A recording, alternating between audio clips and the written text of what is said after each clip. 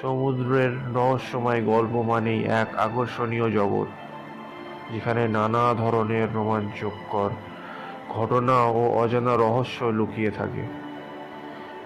আমরা আজকে কথা বলবো ওয়ারফিশের সম্বন্ধে।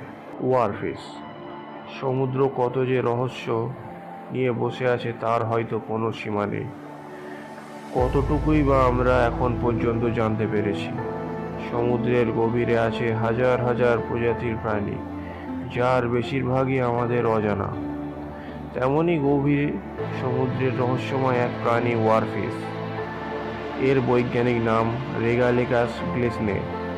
এটি পৃথিবীর সবচেয়ে দীর্ঘতম মাছ। সাধারণত এর লম্বাই 10 মিটার হয়তো, এবং কিছু ক্ষেত্রে এর দৈর্ঘ্য 14 মিটার পর্যন্ত হয়ে থাকে।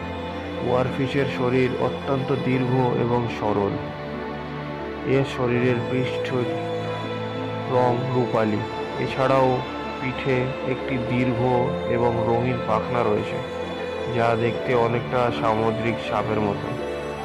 এদের শরীরের স্বচ্ছ ত্বক এবং পেছনে থাকা লম্বা পাখনাগুলো একে শুকনোভাবে সাঁতার কাটতে সাহায্য করে, যা এই সামুদ্রিক দৈত্যকে গভীর সমুদ্রের শিকারি থেকে রক্ষা করে।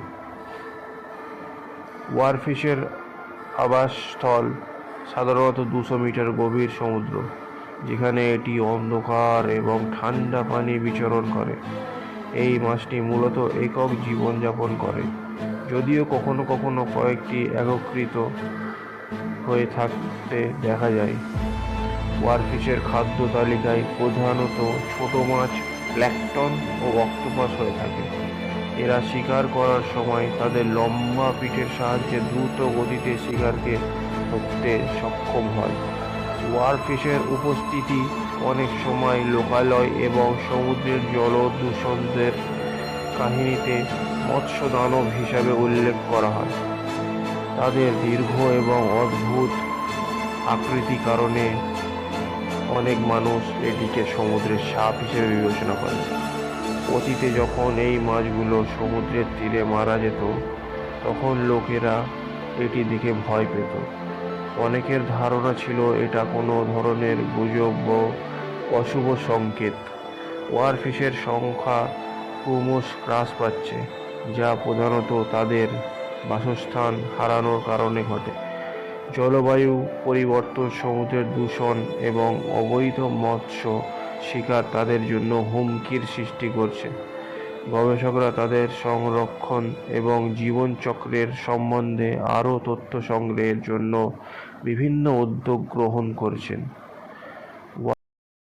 ওয়ারফিশ একটি রহস্যময় এবং আকর্ষণীয় সামুদ্রিক প্রাণী, যা গভীর সমুদ্রের জীবনকে নির্দেশ করে। তাদের সংরক্ষণের মাধ্যমে আমরা সমুদ্রের জীববৈচিত্র্য চাইলেই রক্ষা করতে পারি। তো বন্ধুরা, আমাদের ভিডিও এখানে শেষ করছি, এবং তোমাদের যদি এরকম ভিডিও ভালো লেগে থাকে আমার চ্যানেলকে লাইক এবং সাবস্ক্রাইব করে দেবেন।